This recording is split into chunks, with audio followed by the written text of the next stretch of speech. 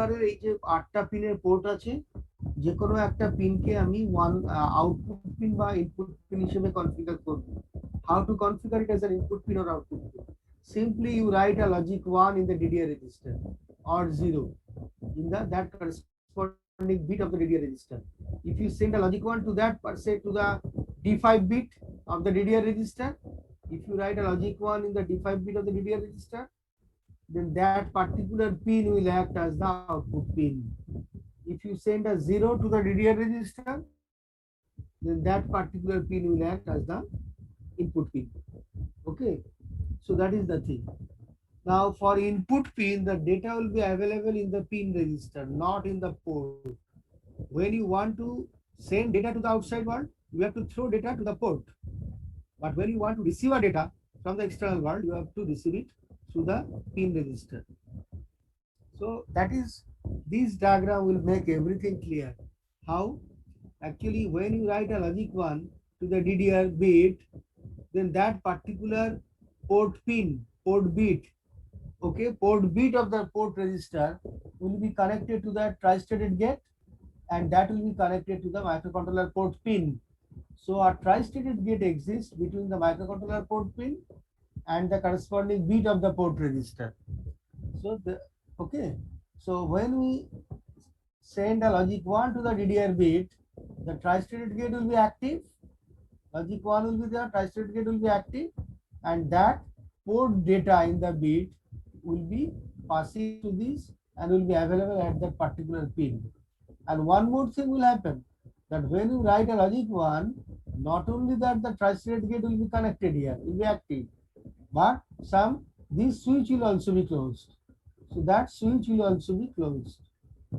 Okay, now what is the implication of closing this switch? The implication is that when you connect the logic 1 to the DDR bit, this tri-stated gate is connected and the port data is available as the pin data. Port data is available as the pin data.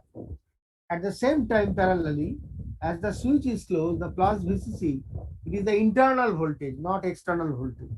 Internal voltage of the AVR microcontroller will be connected to that particular pin. Okay, so that VCC or logic 1 will be available at that pin. তার মানে বোঝা গেল, একটা হচ্ছে আমি যে বিটটা লিখবো পোর্টে, সেটা 1 হোক 0 হোক, সেটা এখান দিয়ে ট্রাইস্টেটেড গেট দিয়ে পাস করে পিনে চলে যাবে। 1 বা 0 যাই আমি পোর্টে লিখবো, সেই পিন দিয়ে এখানে চলে যাবে। আরেকটা জিনিস ঘটবে, যে লজিক 1টা তোমার এইখানে এটাকে 8টাকে বলে পুল আপ রেজিস্টার। এই তার মানে এই লাইনটা তোমার এই pull up register pull up করে ভিসিসিতে আটকে রেখে দেবে, টাই আপ করে দেবে।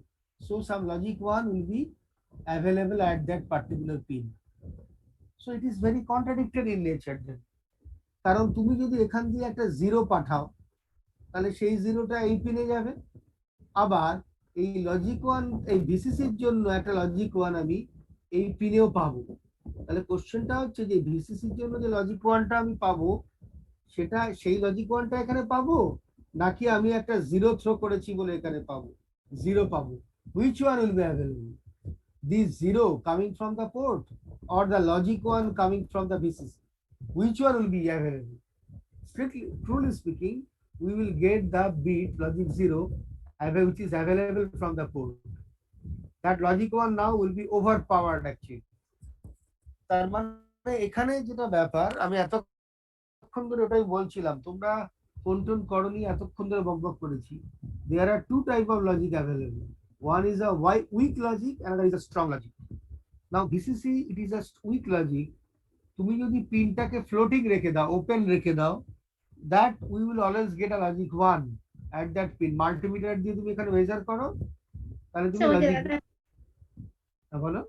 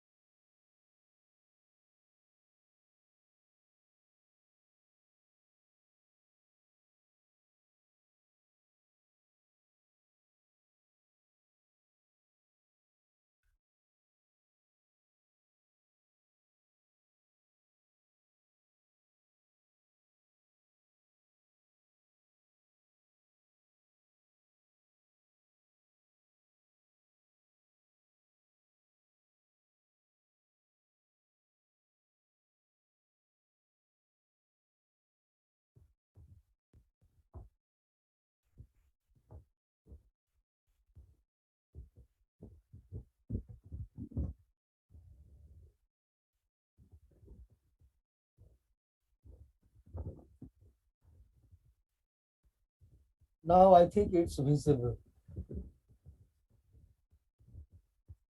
তার মানে কি, when you connect a logic 1, then that port data will be available as the pin data. At the same time, logic 1 will also be available here. But this is the weak logic which will be overpowered by this. তার মানে আমি এখানে যদি 0 পাঠাই, ওই 0টাই আমি এই পিনে পাবো, এই লজিক 1টা আমি পাবো না। আর যদি লজিক 1 পাঠাই, তাহলে সেই লজিক 1 যেটা পাবো সেটা আসলে আমি এই পোর্টের জন্য পাবো, এই ভিসিসির জন্য পাবো না। তার মানে কি, এটা হচ্ছে উইক। তার মানে আমি এই ভোল্টেজটা কখন পাবো, যখন আমি কিছুই পাঠাবো না, যেন এরকম, means under open circuit condition. এখন এই উইক লজিক, স্ট্রং লজিক, এই যে কনসেপ্টটা, যেটা যার জন্য আমরা বলছি this is the strong logic which will be available at the pin, and that is the weak logic that is available okay here through this line. এই দুটো লজিক যখনই একসঙ্গে কনফ্লিক্ট করে, কন্ট্রাডিক্ট করে, তখন নিয়ম হচ্ছে যে স্ট্রং লজিকটাই ডমিনেট করে, ওভার পাওয়ার করে, সেটাই পাওয়া যায়। How to get it in our practical life? Simple. ধরো তুমি একটা ব্রেডবোর্ডে সার্কিট কানেকশন করেছো, তোমার ব্রেডবোর্ডে একটা গ্রাউন্ড পিন আছে। তার মানে তুমি যদি মাল্টিমিটার দিয়ে ব্রেডবোর্ডে বা তার লাগিয়ে মেপে দেখো, কত পাবে? 0 ভোল্ট পাবে। এইবার তুমি একটা কাজ করো, now you connect your ground pin of the breadboard to the 230 volt power supply AC. In the AC mains, আমাদের বাড়ির দেয়ালে যে প্লাগ পয়েন্ট আছে, সেখান থেকে একটা লাইভ ওয়্যার নিয়ে তুমি ওই ব্রেডবোর্ডের গ্রাউন্ড পিনে লাগিয়ে দাও। তাহলে ব্রেডবোর্ডে তুমি একটা গ্রাউন্ড ভোল্টেজ পাঠাচ্ছ একটা লো ভোল্টেজ সার্কিট দিয়ে, সেই তার জন্য তোমার 0 পাওয়ার কথা। আবার 230 ভোল্টটা তোমার ওই গ্রাউন্ড পিনে কানেক্ট করে দিয়েছো, ভুল করেই করো বা ইচ্ছে করেই করো, করে দিয়েছো, তাহলে তার জন্য তোমার 230 ভোল্ট পাওয়ার কথা। তাহলে একই পিনে একটা সোর্স থেকে 0 ভোল্টেজ আসছে, আর একটা সোর্স থেকে 230 ভোল্ট আসছে। প্রশ্নটা হলো তুমি কোনটা পাবে? আমি অবশ্যই 230 ভোল্ট পাবো গ্রাউন্ড পিনে, আর 0 ভোল্ট পাবো না। Why? Because 230 volt is a stronger logic and ground voltage is a weak logic. এবার উল্টোটা তুমি চিন্তা করো, ধরো তোমার ব্রেডবোর্ড দিয়ে কোথাও একটা লাইনে 5 ভোল্ট কানেক্ট করেছে, ঠিক আছে? এবার সেইখান থেকে তুমি একটা তার নিয়ে তুমি দেয়ালের এসি মেন্সে গ্রাউন্ড কানেক্ট করে দাও, গ্রাউন্ড পিনে কানেক্ট করে দাও। তাহলে এসি মেন্স থেকে তুমি 0 ভোল্ট পাচ্ছ ব্রেডবোর্ডের একটা পিনে, আর লো ভোল্টেজ সার্কিট দিয়ে তুমি 5 ভোল্ট পাচ্ছ। তাহলে কোনটা ডমিনেট করবে? ওই পিনে কিন্তু আমি আর 5 ভোল্ট পাবো না, আমি 0 ভোল্ট পাবো, because 0 volt carries larger amount of power which is available in the AC mains. So 0 volt will be the strong logic and 5 volt will be the weak logic. Get my point? So strong logic and weak logic.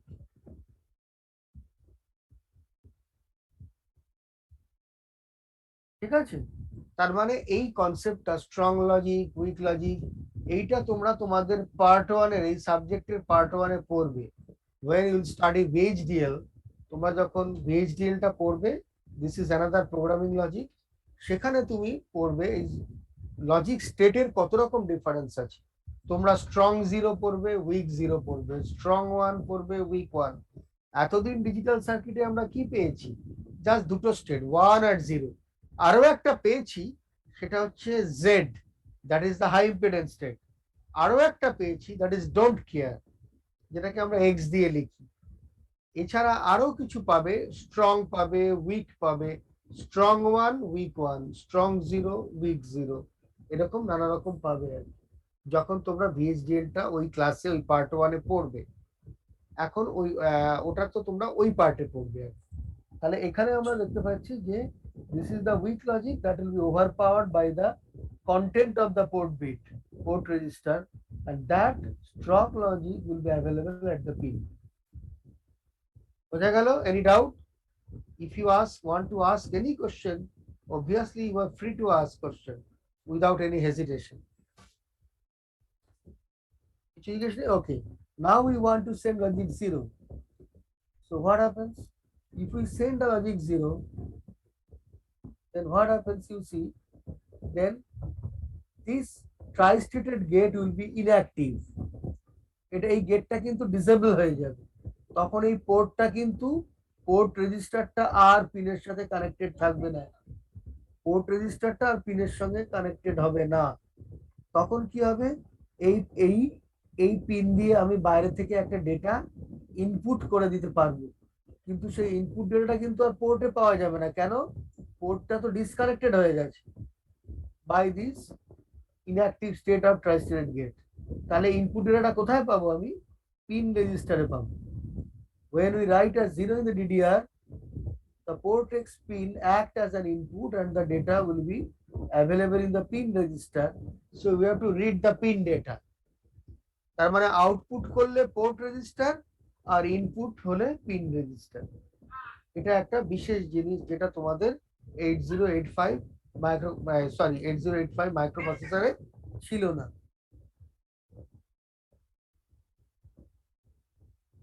8085 micro প্রসেসরে ছিল না।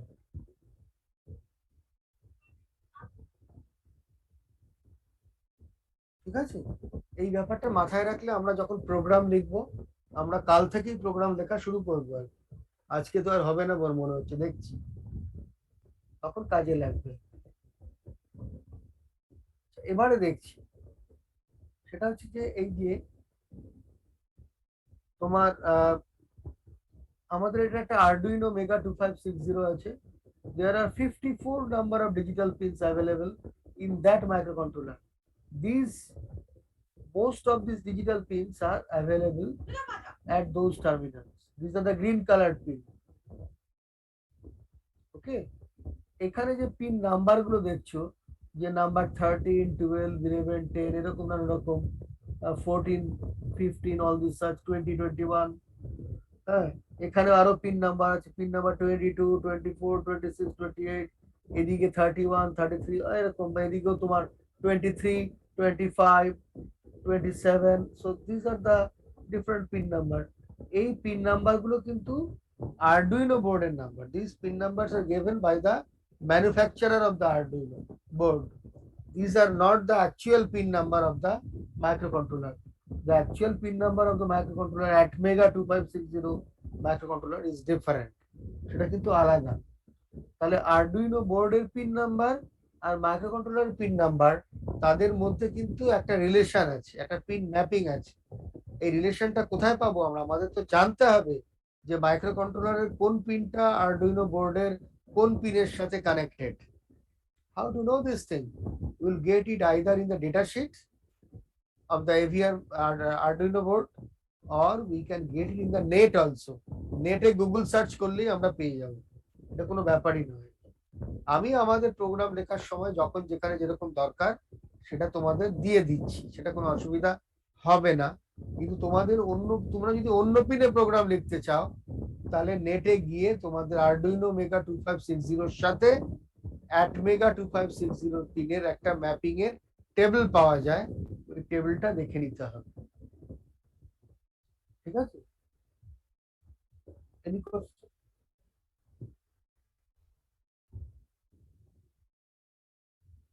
তোমরা কি কেউ কথা বলছো? আমি শুনতে পাচ্ছি না, কিন্তু একটা প্রচন্ড আওয়াজ আসছে। যদি কিছু কোশ্চেন করো ঠিক আছে, আর না হলে মিউট করে রাখো স্পিকারটা, মাইক্রোফোনটা মিউট করে রাখো। ওকে, so there are 54 digital pins through which we can receive or transmit 1 and 0, and these are the analog pins shown in yellow color. There are 16 number of analog pins through which we can send any analog data between 0 volt and 5 volt. তার মানে আমরা যে কোনো voltage পাঠাতে পারি 0 volt আর 5 ভোল্টের মধ্যে। Any voltage আমরা, যে কোনো ভোল্টেজ আমরা এখানে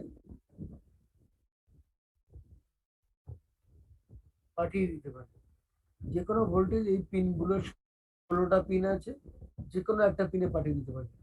And these pins are actually going to the analog to digital converter, ADC of the microcontroller.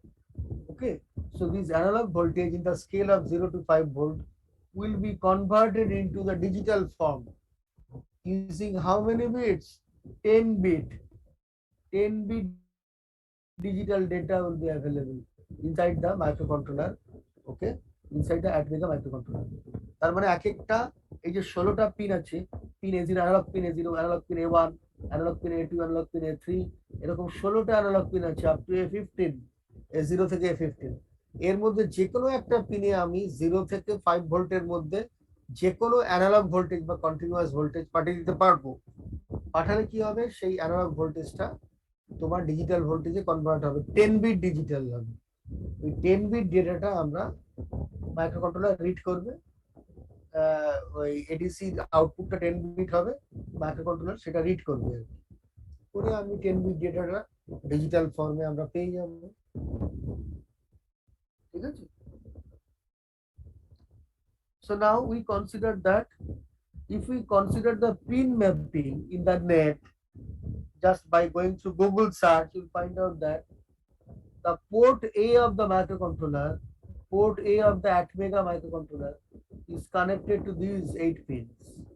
Port A of the Atmega microcontroller is connected to these Arduino terminal pins. So PA0, port A0, PA0 is port A0, bit of the Atmega microcontroller is available at the digital pin 22. তার মানে Arduino board এ pin number কত? 22. The pin number in the Arduino board is 22, but this pin actually is the D0 bit or the 0 bit of the microcontroller port A. Similarly, pin number 23, 22 pin, it is 23. This pin is connected to the D1 bit of the port A. This pin number 23. Now pin number 24, digital pin, this 24, this pin 24 in the Arduino terminal, board terminal, is connected to the D2 bit of the port A of Atmega microcontroller. D2 bit of port A of Atmega microcontroller. Similarly, pin number 29, this pin number 29, it is connected to the D7 bit of port A of the Atmega microcontroller. তাহলে আমি যদি port এ তে কোনো data পাঠাতে চাই মাইক্রোকন্ট্রোলারের ভেতর থেকে, তাহলে আমাদের সেই ডেটাগুলো কোথায় আসবে? আমি একটা প্রোগ্রাম লিখবো যেখানে পোর্ট এতে ডেটা আসবে, সেই ডেটাটা এসে তোমার মাইক্রোকন্ট্রোলার পোর্ট এতে আমরা এই কটা পিনে পাবো, আর এই কটা পিনে আমরা ডেটাটা পাবো। ফলে মাইক্রোকন্ট্রোলারে যখনই আমি পোর্ট এতে কোনো ডেটা পাঠাবো, 8টা বিটে ডেটা পাঠাবো, সেই 8টা বিটের ডেটাটা 8টা পিনে চলে আসবে, এই 8টা পিনে আসবে। From pin number 22 through 29, at those 8 pins, the port A data will come from the microcontroller. ঠিক আছে? এরকম ভাবে বিভিন্ন আরো অন্যান্য ক্ষেত্রে পিন ম্যাপিং আছে, সেগুলো সবটা এখানে বলা হয়নি, রাইট? এবারে আমরা করছি কি, মাইক্রোকন্ট্রোলার থেকে একটা ডেটা আমি এই পোর্টেতে পাঠাবো, but before that we are connecting low current LEDs. So our pin number, you see, 22 is connected to this LED. Okay, this LED. Pin number 23 is connected to that LED. 24 is connected to this LED. So we are connecting different, okay, LEDs to different pins. So 8 LEDs are connected to 8 pins. এবার বাজার থেকে যখন LED কিনবে, দেখবে LED দুটো terminal থাকে, একটা terminal ছোট হয়, শর্টার ইন লেন্থ, আর একটা হচ্ছে লঙ্গার, বড় হয়। তাহলে আমরা কি করব, এই যেটা যে পিনটা ছোট হয়, লম্বা হয়, সেটা হচ্ছে ক্যাথোড, আর যেটা বড় হয় সেটা হচ্ছে অ্যানোড। ঠিক আছে? তাহলে আমরা কি করছি, সমস্ত এলইডির এই ক্যাথোড গুলোকে কমন করে দিচ্ছি। দেখো, these are connected common, so it's a common cathode configuration, and then in that common cathode configuration, one common resistance is connected here. You can connect one resistance in the common cathode, or you can connect 8 resistances separately to the anode side. তার মানে 8টা অ্যানোডে 8টা resistance তুমি লাগিয়ে দিতে পারো, অথবা একটা ক্যাথোডে একটা resistance লাগাও। এবার খেয়াল করে দেখবে, when all the LEDs will be glowing, যখন সবকটা এলইডি জ্বলবে, তখন সবকটা এলইডি কারেন্ট ফ্লো করবে, ক্যারি করবে, তখন কিন্তু এই রেজিস্ট্যান্সের মধ্যে দিয়ে ওই রিটার্ন পাথে যে কারেন্টটা যাবে সেটা অনেক বেশি, ফলে ওই রেজিস্ট্যান্সটার সেই কারেন্টটাকে নেবার ক্ষমতা থাকা চাই। ওকে, so when you buy a resistance in the Chandni Chowk, or in Amazon or whatever it may be, যখনই রেজিস্টার কিনবে তখন তাকে একটা ওয়াটেজ ক্যালকুলেশন থাকে, 1/4 ওয়াট, হাফ ওয়াট, 1 ওয়াট, এরকম আরো নানা রকম ওয়াট থাকে। যার যে রেজিস্ট্যান্সের কারেন্ট ক্যারিং ক্যাপাসিটি বেশি তার ওয়াটেজটাও বেশি থাকে। তাহলে তোমাকে একটা রেজিস্ট্যান্স দিলে একটু বেশি ওয়াটেজের রেজিস্ট্যান্সটা লাগাতে হবে। আমার এখানে তোমাদের যা লো কারেন্ট এলইডি হলে হাফ ওয়াটই যথেষ্ট। হ্যাঁ, 1/4 ওয়াটে হবে একটু অসুবিধা হতে পারে, নাও পারে, ডিপেন্ড করছে এলইডি কতটা কারেন্ট নিচ্ছে। হাফ ওয়াট দিলে চলে যাবে, আমার ধারণা অসুবিধা হবে না। দেখতে হবে কি ধরনের এলইডি তুমি ইউজ করছো, তার ফরওয়ার্ড কারেন্ট কত তার উপরে। তাহলে the current to the resistance will be some of the total current, সবকটা কারেন্টের যোগফল হবে এই কারেন্ট। আর তুমি যদি আলাদা আলাদা করে 8টা রেজিস্ট্যান্স লাগাও, তাহলে যখন যে এলইডি জ্বলবে তার রেজিস্ট্যান্সটা শুধু সেই কারেন্টটাই ক্যারি করবে। তার সেই যখন যে এলইডি জ্বলবে তার কানেক্টেড রেজিস্ট্যান্সটা শুধু সেই এলইডি কারেন্টটাই নেবে, অন্য কোনো এলইডি কারেন্ট নেবে না। ফলে ওই রেজিস্ট্যান্স গুলো অনেক লো রেটিং এর হতে পারে, লো কারেন্ট রেটিং বা লো পাওয়ার রেটিং এর হতে পারে, নো প্রবলেম। ফলে তুমি এখানে 8টা রেজিস্ট্যান্স 8টা ক্যাথোডে লাগালে বা একটা রেজিস্ট্যান্স কমন ক্যাথোডে লাগালে সেটাও হতে পারে। ঠিক আছে। আর খেয়াল করবে যে এইখানে তোমার দুখানা পিন থাকে, রেড কালারে দেখানো রয়েছে, show that these two pins are internal 5 volt available. তার মানে তুমি যদি এলইডি কে 5 ভোল্টে লাগাতে চাও, এক্সটার্নাল কোনো সোর্সে লাগাবার দরকারই নেই, তুমি এই 5 ভোল্টে লাগিয়ে দাও চলবে। যদি এলইডি কারেন্ট রেটিং বেশি না হয়, তাহলে এই যে এইখানে একটা 5 ভোল্ট পাচ্ছ, এখানেও একটা 5 ভোল্ট পাচ্ছ। আবার খেয়াল করে দেখো আরডুইনোতে এখানেও একটা 5 ভোল্ট পাচ্ছ। আবার এই পাশের পিনটা 3.3 ভোল্ট দেয়, মানে এতগুলো 5 ভোল্ট পাচ্ছ। আবার এই দুটো পিন হচ্ছে গ্রাউন্ড পিন, আবার এইদিকে এই দুটো পিন গ্রাউন্ড পিন, 0 ভোল্ট পাবে এখানে। আবার এইখানে গ্রাউন্ড পিন, দেখো এখানে 0 ভোল্ট পাবে। তাহলে এরকম, অর্থাৎ আরডুইনো বোর্ডের বিউটিটা হচ্ছে, the beauty of the Arduino board is that you can get 5 volt, 0 volt and 3.3 volt in a single board. সব রকম দরকারি ভোল্টেজ তুমি এখানে মোটামুটি পেয়ে যাচ্ছ, আলাদা করে কিছু আর কানেক্ট করতে হবে না। সেই জন্য এই বোর্ড নিয়েছি আমরা মাইক্রো কন্ট্রোলার প্রোগ্রাম করতে, যাতে আমরা সহজেই কম কানেকশনে প্রোগ্রামগুলো লিখে ফেলতে পারি। আর তারগুলো এখানে লাগাবার সুবিধা আছে, এইসব টার্মিনালে তারগুলো লাগিয়ে দেবো, জাম্পার ওয়্যার বলে, জাম্পার ওয়্যার গুলোকে কানেক্ট করে দেবো। তার মানে আমি একটা এলইডি, তার মানে এখানে এলইডি এইভাবে আমরা কানেকশন করব। এইবারে আমরা কি, now we want to write a program, next day will do it, not today. Write a program to toggle LEDs connected to pins of port A at an interval of 5 milliseconds, 500 milliseconds. 500 milliseconds means 0.5 second. তার মানে কি 8টা LED connect করা রয়েছে, there are 8 LEDs connected to the port A, যেটা আগে দেখেছি, there are 8 LEDs connected to the port A. Now these LEDs will be toggling, blinking. Okay, the LED গুলো blink করবে, কি রেটে করবে, 0.5 millisecond, sorry 500 millisecond on, 500 millisecond of. তার মানে 0.5 সেকেন্ড অন, আবার 0.5 সেকেন্ড অফ, এরকম ভাবে এলইডিটা অন অফ করতে থাকবে। তাহলে সেইভাবে একটা প্রোগ্রাম আমাদের লিখতে হবে। বোঝা গেছে? Any problem?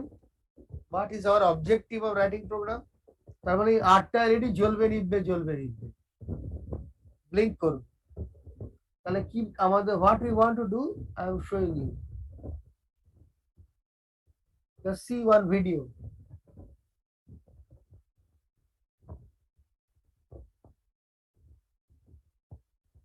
I have connected 8 LEDs. I have connected 8 LEDs. These 8 LEDs are connected in a separate board.